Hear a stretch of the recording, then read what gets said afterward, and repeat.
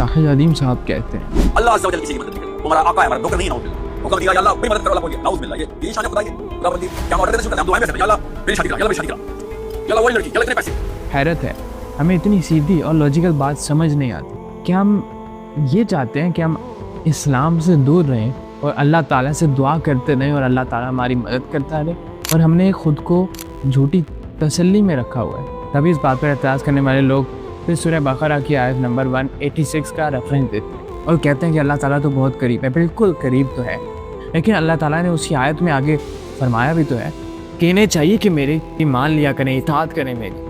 और एक और बात, हमने उनकी बुरी बात सुनी ही नहीं है, हमने सिर्फ बात के छोटे से हिस्से के ऊपर बहस करना शुरू कर दी। चलिए सुनते हैं कि वो क्या कह रहे हैं।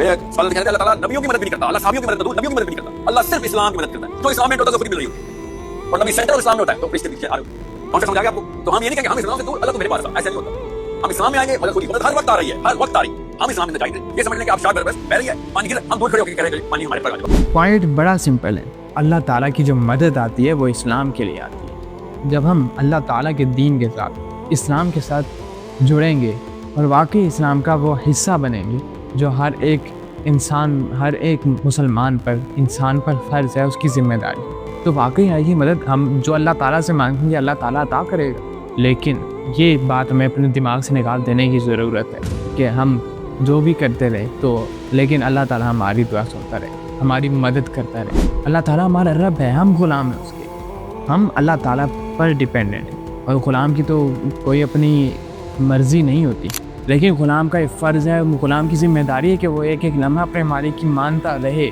और ये ज़िम्मेदारी हम पर आयल है। और जब हम इस ज़िम्मेदारी से मुँह फेरेंगे तो फिर हमारी दुआएँ नहीं कबूल होंगी। तो आपको खुद नहीं नज़र आता कि सिर्फ हम दुआ करते रहते हैं और कोई तदबीर भी नहीं करते मस्जिद अक्सा के फ़तह के लिए? हर मस्जिद में हर नेक इंसान दुआ करते हैं, मौलाना साहिबान दुआ करवाते हैं, लेकिन क्यों नहीं हो रहा है मुमकिन?